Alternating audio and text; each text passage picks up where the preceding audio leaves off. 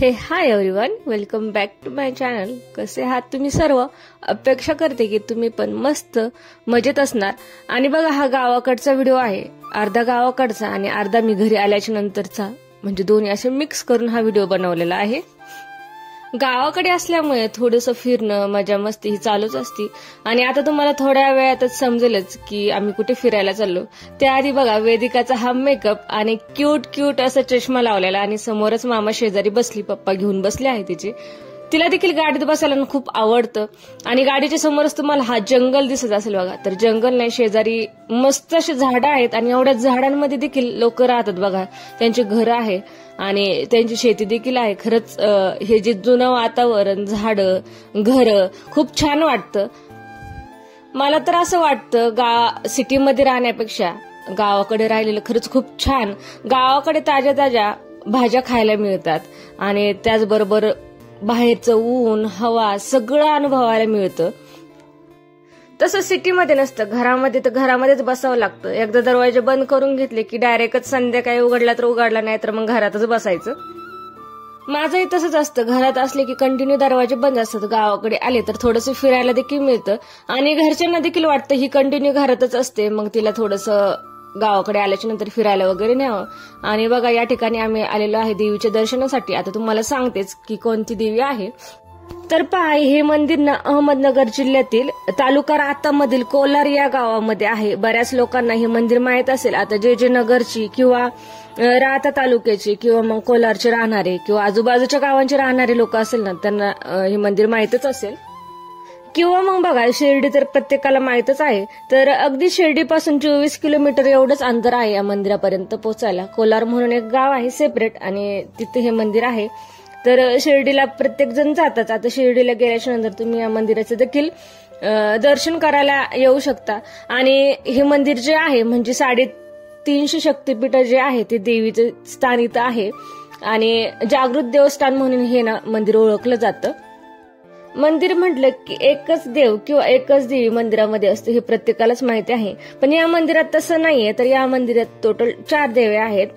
तर तुळजाभवानी माता, रेणुका माता, सप्तशृंगी माता आणि कोल्हारची जी प्रसिद्ध भगवती माता, असे 4 देवे आहेत. आणि म्हणूनच यांना बघा तीर्थक्षेत्र देखील मानलं जातं या जागेला, कोलार या जागेला. किंवा मग जे 3.5 शक्तीपीठ आहेत ते सर्व एकत्रित येऊन असे जे स्थान आहे देवीचे ते कोलारमध्ये आहे. मंदिर खूप छान आहे. बाहेरचा परिसर आणि आतमध्ये देखील मंदिर खूप मोठं आहे. तुम्हाला जर यायचं असेल किंवा तुम्ही यायचं जर प्लॅन करत असेल तर बाजूलाच एक त्यांनी जे लांबून येणारे आहेत लोक, त्यांच्यासाठी राहण्यासाठी खोल्या देखील बांधलेल्या आहेत. तर मंदिराच्या बरोबर बॅक साईडलाच त्या खोल्या आहेत, म्हणजे जे लांबून वगैरे येतात त्यांच्यासाठी राहण्यासाठी सोय केलेली आहे. आणि मंदिर खरंच खूप मस्त आहे. शिर्डीला आल्याच्या नंतर एकदा तुम्ही खरंच व्हिजिट करा, तुम्हाला नक्की आवडेल. आणि जे काय तुमच्या मनातली इच्छा असेल त्या या मंदिरात येऊन नक्कीच पूर्ण होतील. अगदी खूप लांबून लांबून लोक ना इच्छा पूर्ण करण्यासाठी या मंदिरात येत असतात.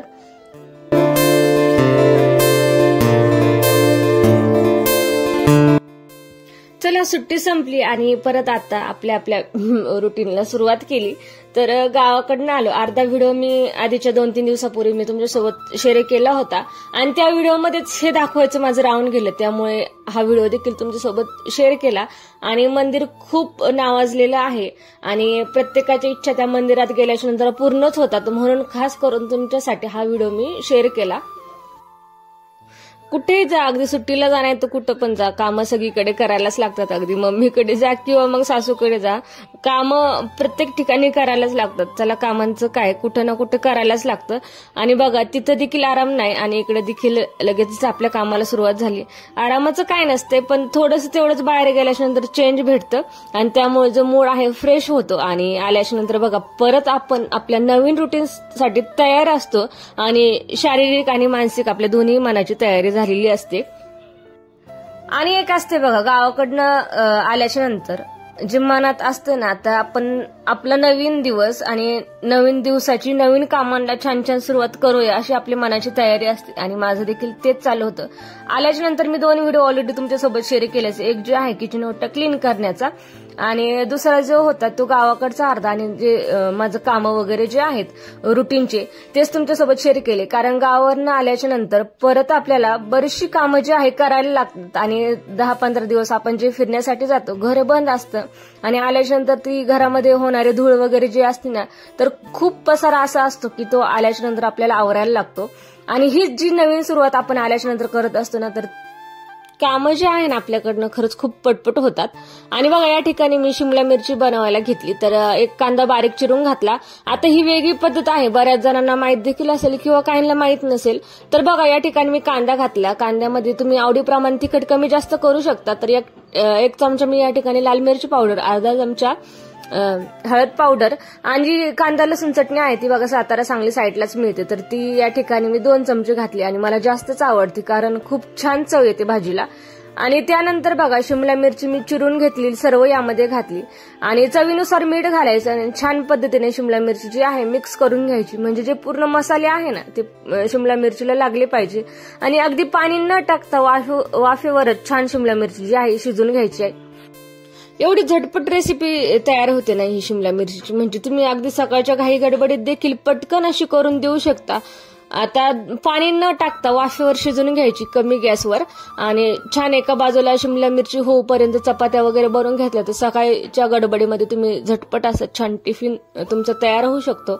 आणि अजिबातच लक्ष द्यायचं नाही, एकदा जे तुम्ही झाकण ठेवलं तर अगदी 10-15 मिनिटं कमी गॅसवर शिजूनच द्यायची. झाकण ओपन देखील करायची गरज नाही आणि 10-15 मिनिटात जी आहे शिमला मिरची आपली तयार होते.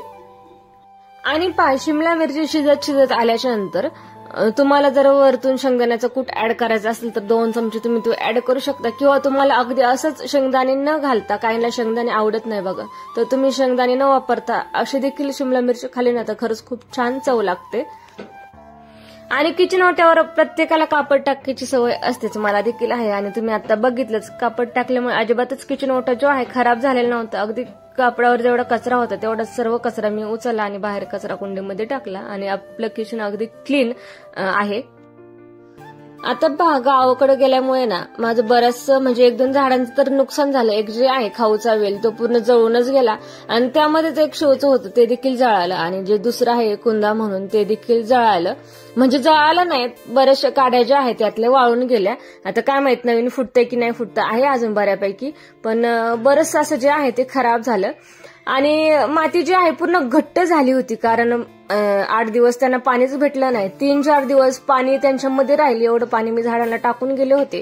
पण बाकीचे जे आहे 7-8 दिवस त्यांना ते पाणी मिळालं नाही आणि माती पूर्ण जी आहे घट्ट कुंडीमध्ये बसली होती. आणि घट्ट माती जी बसली ना तर झाडांची जी मुळं आहेत जास्त खोलवर जात नाही आणि जी झाडांची वाढ असते ती थांबते आणि झाडांची वाढ ती होतच नाही. आणि बघा महिन्यातून एकदा तर झाडांना खत वगैरे देत असते, त्यामुळे तुमच्यासोबत आज ते देखील शेअर करायचं होतं की मी माझ्या झाडांची काळजी कशी घेते.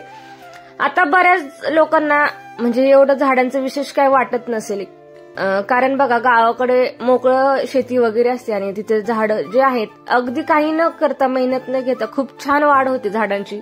पण जी कुंडीमध्ये झाडं लावणं आणि त्यांची काळजी घेणं खरंच खूप अवघड आहे. आता जे माझ्यासारखे प्लांट लवर आहे त्यांना ही गोष्ट माहीतच असेल कारण कुंडीमध्ये झाडं ग्रो करणं एवढं सोपं नसतं. त्यांची वेळेवर काळजी घेणे, त्यांना जास्त पाणी नाही दिलं पाहिजे, जास्त पाणी दिलं तर ते लवकर सडतात देखील. त्यांना वेळच्या वेळेला खत वगैरे देणं, त्यांची वेळच्या वेळेला काळजी घेणं हे करायलाच लागतं. 8 दिवसातून एकदा तरी कुंडीतल्या झाडांची काळजी घ्यायलाच लागते आणि महिन्यातनं एकदा त्यांना छान असं खत वगैरे द्यायला लागतं तरच झाडं व्यवस्थित येतात, नाहीतर मग नाही. तर पहा आपण शेतात ज्या पद्धतीने खुरपणी वगैरे करतो अगदी त्याच पद्धतीने माती जी आहे मी ती मोकळी करून घेतली जेणेकरून जे आपले झाडांची मुळं आहे खोलवर जातील आणि झाडांची जी वाढ आहे छान पद्धतीने होईल. अगदी जेवढ्या कुंड्या आहे माझ्याकडे तेवढ्या सर्वांची माती जी आहे मी मोकळी केली आणि प्रत्येकाला माती मोकळी केल्याच्या नंतर ते खत टाकत असते. आता प्रॉपर नेमकं मी काय टाकते कारण जे पूर्ण पॅकेट होतं ना मी ते बरणीमध्ये सोडलं आणि कागद जो आहे तो फेकून दिला, त्यामुळे मला माहित नाही. पण मी दरवेळेस घेत असते एक हरियाली म्हणून आहे बघा, काहीतरी 60 का 80 रुपयाला मिळतं, ते देखील मी टाकत असते. अगदी तुम्ही जशी कुंडी आहे तुमची मोठी जर असेल तर 2 चमचे घालायचं आणि छोटी जर असेल तर 1 चमचा आणि त्यापेक्षा जास्त छोटी असेल तर अर्धा चमचा पुरेसा होतो. तर हे बघा माझ्या हातात जे आहे तशा कुंडीला अर्धा चमचा बास होतो. तुमच्याकडे जर इंडोर प्लांट वगैरे असेल ना किंवा आउटडोर इंडोर दोन्ही असेल तर तुम्ही हरियाली म्हणून जे खत आहे ते घेऊ शकता. खरंच खूप छान आहे आणि ते झाडांची छान वाढ होते, झाडं छान ग्रीन राहतात आणि झाडांना छान फुलं देखील येतात. तर मस्त आहे, एकदा घेऊन बघा. आणि आता जे मी झाडांना टाकलं ते वेगळं आहे, जेव्हा मी परत आणेल त्याचं नाव तुमच्यासोबत नक्की शेअर करेल.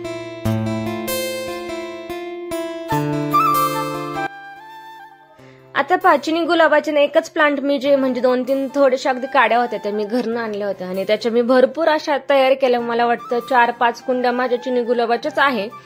तर एक जे आहे ते मी विकत घेतलं होतं, कारण जे मी गावाकडून आणलं ते व्हाईट कलरचं होतं आणि मला वेगळ्या म्हणजे मल्टी कलरचं पाहिजे होतं. आता ते नर्सरीमध्ये गेलो तिथं मला भेटलंच नाही, कारण गुलाबी कलर व्हाईट कलर असेच कलरचे होते. तर मी त्यातनं एक कलर आणला, गुलाबी कलर. मल्टी कलर जर तुम्ही लावलं ना खरंच दिसायला खूप छान दिसतं. आणि जेव्हा फुलं येतात ना वेगवेगळ्या कलरचे एकाच कुंडीला फुलं आल्याच्या नंतर जो आनंद असतो ना खरंच खूप छान आणि आपल्या मेहनतीचं एवढं छान फळ आपल्याला बघायला मिळतं. आणि मल्टी कलरची फुलं म्हटल्यावर दिसायला देखील एकच नंबर दिसतं. आता मी काय केलं, यामध्ये गुलाबी कलरचं चिनी गुलाब होतं तर ते मी चेंज करून जे व्हाईट कलरचे चिनी गुलाब त्यातच मिक्स करून जे आहे ते काड्या याच्या लावून दिल्या. आता यामध्ये बघा जी माती म्हणजे लाल माती असते बघा ती माती घेतली, आधीचीच माती होती. आणि हे बघा आता ही शेवंती बघा ही देखील मी गावावरूनच आणली होती म्हणजे मम्मीकडनं. आणि हिला बघा 3-4 वर्ष तर झाले आणि 3-4 वर्षामध्ये म्हणजे दरवर्षी छान दिवाळीला मस्त फुलं आलेली असतात ह्या शेवंतीला. तर खूप सारे असे रोपं यामध्ये तयार झाले आणि तीच रोपं जास्त शेवंतीची रोपं तयार व्हावा आणि अजून छान छान फुलं यावा यासाठी मला जी रोपं आहेत ते दुसऱ्या कुंडीमध्ये लावायची होते आणि म्हणूनच ही कुंडी मी रिकामी करून घेतली. आणि बघा अगदी छोटे छोटे रोपं आहेत आणि खूप छान म्हणजे हेल्दी आहेत बघा. तर अगदी 3-4 रोपं घेतले मी त्या कुंडीतनं आणि ह्या कुंडीमध्ये लावायला सुरुवात केली. खूप छान शेवंती येते व्हाईट कलरची. तुम्ही आता फुलं बघितलेच असेल आणि फुलं जर आपल्या गॅलरीमध्ये असेल ना तर फुलांचा आनंद आणि रोज बघण्याचा आनंद तो खरंच खूप वेगळा असतो आणि बघून खूप मनाला छान वाटतं. एक असतं बघा विकत आणण्यापेक्षा आपण आपल्या हाताने लावल्याच्या नंतर आणि त्याला छान फुलं आल्याच्या नंतर तो आनंद आणि जो आपण स्वतःवर आपण प्राऊड फील करत असतो ना ते खरंच खूप छान वाटतं. आणि मला तर आवडतं बाबा, कारण आपल्या हातून काहीतरी छान घडतंय, आपण काहीतरी लावतोय आणि त्याला छान फुलं येतात, त्याचा आनंद खरंच खूप छान असतो.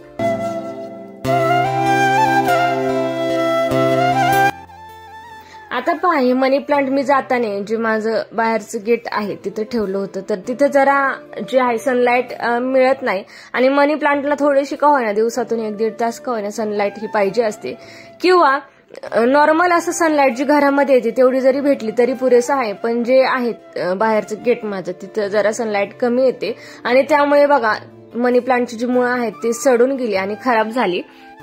काही खराब झालं आणि काहींची जी दांडे आहेत ते सडूनच गेले. त्यामुळे ह्या कुंडीतनं मनी प्लांट मी काढायचं ठरवलं आणि दुसऱ्या कुंडीमध्ये मला लावायचं आहे.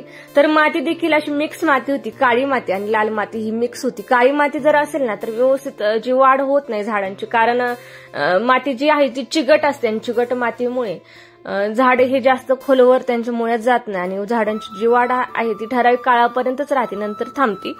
पण आता मी घेताना काळी मातीच घेतली कारण माझ्याकडे लाल माती नाहीये आणि जी कुंडी होती त्यामध्ये तर व्यवस्थित असं आलंच नाही. म्हटलं आता दुसऱ्या कुंडीमध्ये लावावं म्हणून ही माती घेतली.